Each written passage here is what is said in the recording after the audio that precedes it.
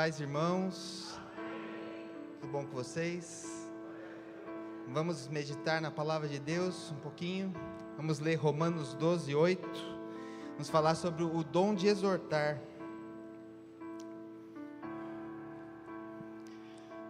Paulo aqui, ele está listando mais alguns dons. E no meio dessa lista ele fala do dom de exortar, o dom de exortação, o dom de consolar. Tem algumas possibilidades da gente entender essa palavra. Obrigado, Pedro.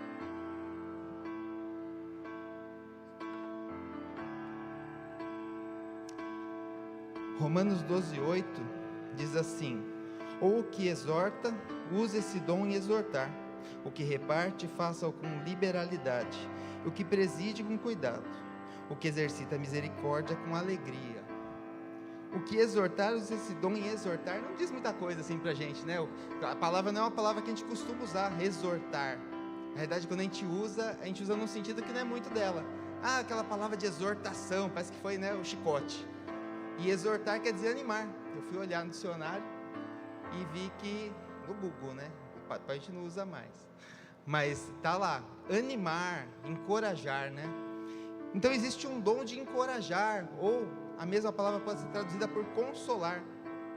Cabe também o sentido de aconselhar. E se a gente fosse resumir o que esse dom faz, é uma conversa que muda a gente. A gente conversa com alguém e aquela conversa, ela flui no sentido de um aconselhamento, de um encorajamento, e a gente sai diferente. É um dom que Deus dá. Ah, mas só quem tem esse dom é que vai ser assim? Não, né? Tem o dom de curas. A gente ora por cura mesmo sem ter o dom, e Deus ouve a oração e cura. A pessoa que tem o dom, Deus ouve mais vezes naquele sentido. O ensinamento é a mesma coisa. Dom de socorrer, dom de contribuir, né? É um dever de todos contribuirmos, mas algumas pessoas são chamadas, tem um toque especial do Espírito Santo nessa direção de contribuir.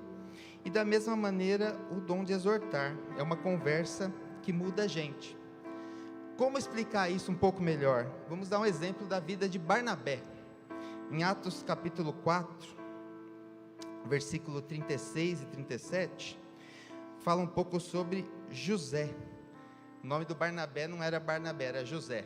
Barnabé foi um apelido que foi dado para ele, é o que a gente vê aqui. Então José, cognominado pelos apóstolos Barnabé, que traduzido é filho da consolação, levita, natural de Chipre, possuindo uma herdade, vendeu-a e trouxe o preço e o depositou aos pés dos apóstolos. Barnabé, nós vamos ver, a Bíblia fala muito bem dele, né? Todos os versículos que falam dele, ele doou a sua propriedade aqui, e isso estava acontecendo, mas pelo jeito ele doou uma propriedade um pouco mais valiosa, e foi bem destacada essa situação. E ele ganhou esse apelido de Barnabé, que é filho da consolação, ou filho do encorajamento. Era uma pessoa que estava sempre, e nós vamos ver um pouquinho disso, encorajando, consolando, animando. Ele estava sempre abençoando alguém de perto, vamos dizer assim. Não é um dom que se exerce do púlpito, né? O sermão ou a profecia, ela pode encorajar, ela pode aconselhar, consolar, mas esse dom ele tem mais a ver com estar próximo, com conhecimento, uma coisa mais íntima.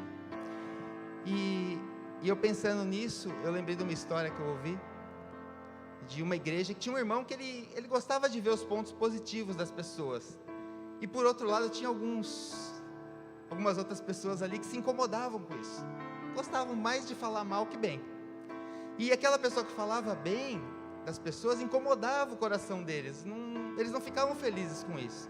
É uma história que eu ouvi, tanto se é verdade ou não, mas a história é interessante.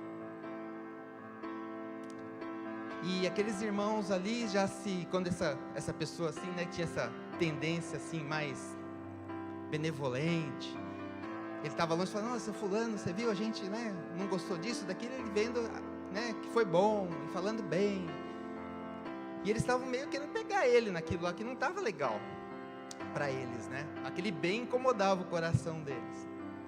E na saída do culto, eles estavam os 4 ali, eram 3 e ele, né, na porta, e desceu uma pessoa, né, um alcoolizado, um bêbado assobiando, e eles já se entreolharam, e um falou: nossa, olha como ele está bêbado. O outro falou, nossa, está cheirando mal, de longe a gente percebe. O outro, quase não fica em pé. E olharam para ele, né? E ele falou, nossa, e como eu subia bem, não? Gente, a gente, né, não vai desfazer, ele não disse que ele não estava bêbado, mas ele olhou o lado positivo também. E para não fazer injustiça com ninguém aqui da igreja, na igreja anterior que eu estava, tinha 2 irmãos que eu conheci que me inspiraram nisso. Dois irmãos bem simples, mas tudo que você fazia eles vinham elogiar, e não era falso, você via que era do coração, eles tinham aquele olhar bondoso. Nossa, que bom, hein? Nossa, que legal, você viu? Tem um até que trabalha na rua de casa, ou trabalhava, não tenho encontrado com ele. Ele fala de alguém, ele fala, nossa, fulano é gente boa, hein? Todo mundo é gente boa, fulano é gente boa, gente com esse dom de encorajar, dom de animar, dom de ver o melhor, não ver o pior. E eles são pessoas que encorajam a gente pelo exemplo, né? Mesmo que a gente não tenha o dom, mesmo que a gente não consiga, mas é um lembrete pra gente. Será que eu estou olhando o lado bom ou o lado ruim? Será que eu estou olhando o copo meio cheio ou meio vazio?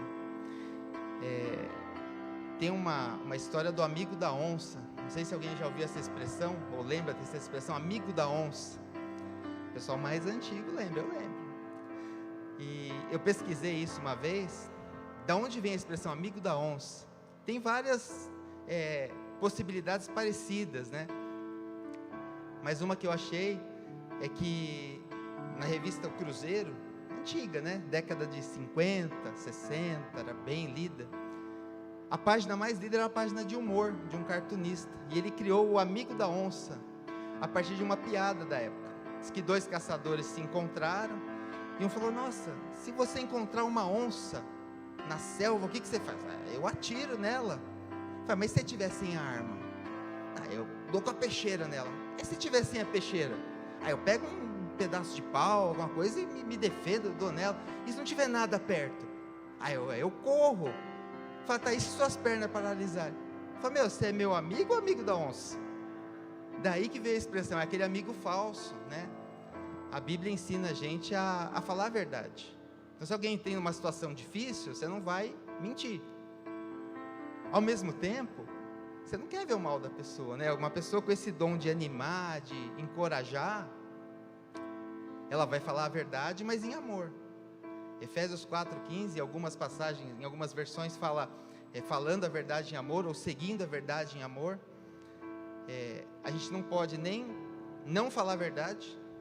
Não, o negócio está ruim. Você vai falar, não está bom. Mas você também não vai falar sem amor. Eu tenho tanto amor que eu não falo a verdade. Isso não é amor, é um sentimento. Mas não é amor, porque o amor quer ver crescimento, quer ver melhoria, né? Então o verdadeiro consolador, o verdadeiro encorajador fala a verdade, sempre. Mas ele não fala a verdade do pior jeito. Ele vai falar com a melhor das intenções, com o melhor jeito. Se tem uma técnica, você vai corrigir uma coisa da pessoa, você faz a técnica do sanduíche. Você fala um elogio, aí você o ponto a corrigir, outro elogio. Você envolve em elogios aquilo, para dar para a pessoa engolir mais fácil aquilo ali. Você não precisa chegar já, né? Batendo. Isso aí está uma porcaria, isso está ruim. E a gente não deve ser o amigo da onça, né? A gente deve ser o amigo das pessoas. E Barnabé, ele foi esse amigo. Em Atos 9, 26 e 27, uma das primeiras situações que mostra Barnabé. Depois daquela doação, Atos 9, 26 e 27, é o capítulo que narra a conversão de Saulo, né, de Paulo. E diz assim: E quando Saulo chegou a Jerusalém, procurava juntar-se aos discípulos, mas todos o temiam, não crendo que fosse discípulo.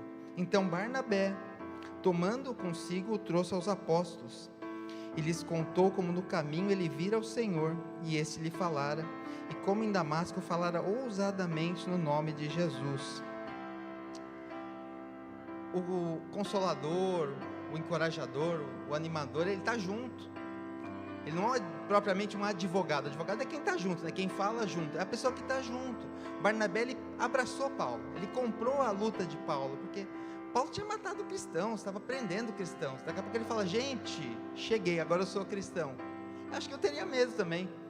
Será que ele não está se infiltrando para ver quem é, quem não é? Ele não vai chegar com a polícia, com, sei lá, com cartas e prender todo mundo? E Barnabé, ele não entrou nessa linha. Ele abraçou Paulo e falou: não, gente, é verdade.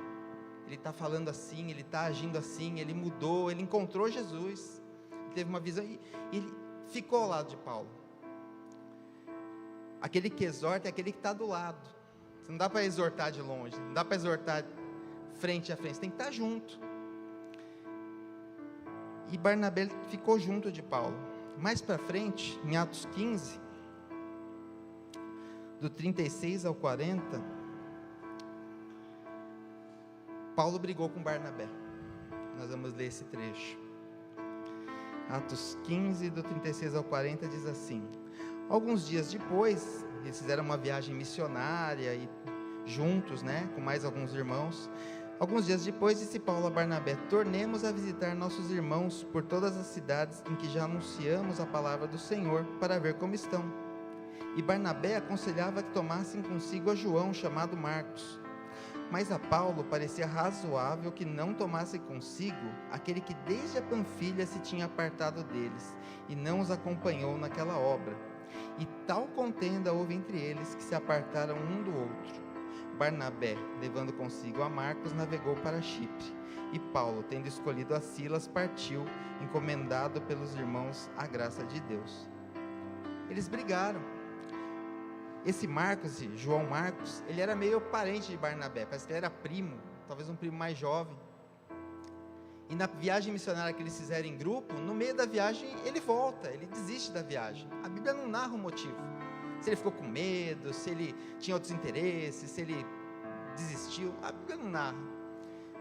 Mas numa outra vez, ele estava disposto a ir. E Paulo falou: não, ele já retrocedeu uma vez, não vamos levar ele, não, vamos levar ele. E Barnabé ficou agora ao lado de quem precisava. Ele ficou do lado de Paulo quando Paulo precisou, agora ele ficou do lado de João Marcos, que era quem estava precisando de ser restaurado. E como eles não entraram em acordo, houve 2 viagens missionárias. O livro de Atos ele narra bastante sobre Pedro e começa a falar de Paulo. Aqui separa Barnabé e não narra mais, mas eles foram fazer missões em Chipre, que era o local de origem de Barnabé. O dom de animar, de encorajar, está ligado a essa segunda chance. Você ajuda as pessoas a ter uma outra oportunidade de melhorar. Paulo teve essa oportunidade, Marcos teve essa oportunidade, e foi Barnabé que fez. E era o filho da consolação, o filho do encorajamento. Mas esse dom é importante? Esse João Marcos é o Marcos que escreveu o Evangelho. O primeiro Evangelho foi escrito por esse rapaz que uma vez retrocedeu. E Mateus parece que foi embasado uma boa parte no próprio Evangelho de Marcos. Ele é muito importante na Bíblia. Se não fosse o Barnabé, onde estaria Marcos? Teríamos a Bíblia como é hoje? Deus usou os 2, mas usou um para abençoar o outro para nos abençoar. Paulo escreveu 13 cartas. Quase metade do Novo Testamento, Paulo. Sem Barnabé não teria nem as cartas, nenhum dos evangelhos, talvez nem outros, porque ele provavelmente foi usado a partir dele que saíram os outros também. É um dom muito importante. Eu não tenho esse dom, não estou buscando esse dom. Tudo bem, mas será que a gente não pode se inspirar com isso?